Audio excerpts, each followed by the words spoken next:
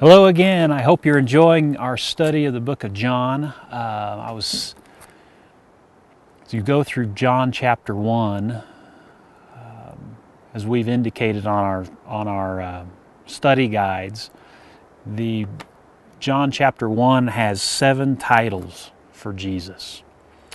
The disciple John felt inspired to include these 7 titles in the space of Jesus being introduced by John the Baptist and before Jesus performed his first miracle.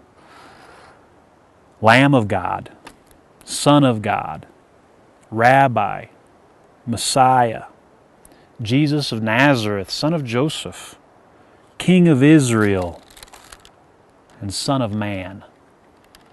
Those 7 titles introduce us to Jesus. Each of those 7 titles has a significant meaning to it. Of course, the King of Israel, a great leader. The Son of God, someone who is very near to God Himself. The Lamb of God. You have all those sacrificial overtones to that title. Let's think about the title Rabbi.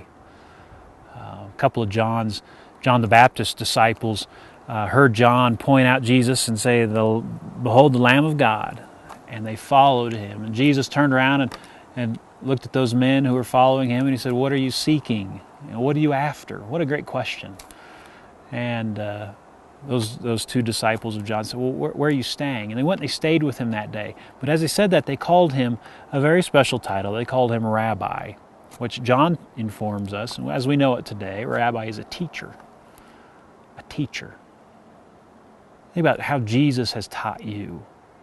How has He imparted His life and His way to you?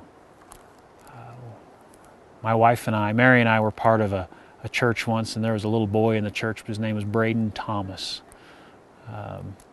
Braden, he sometimes went by Braden, sometimes went by Thomas. It kind of depended on his mood. But we just called him Braden Thomas to be on the safe side. He was a very interesting little boy. He was 4 or 5 years old. Braden Thomas's dad was not in his life. And so Braden Thomas spent all of his time, or a lot of his time, with his grandfather, a man named Tommy. And they would go everywhere together. He'd go everywhere with his papa. And it was interesting, if you watch Braden Thomas with his grandfather, Braden Thomas talked like his grandfather did. He walked like his grandfather did. We even noticed he spit like his grandfather did. And Braden Thomas would go into a store and with his grandfather. His grandfather would greet and talk to people that he knew. And something, what are you up to? What are you doing? And Braden Thomas started doing the same thing. Braden Thomas, however, didn't discern that his grandfather was only doing that with people that he knew. So Braden Thomas would go up to people that he didn't know, walk up to him, stand in front of him with his thumbs in his belt, and he'd say, "What are you doing?" People got a kick out of that.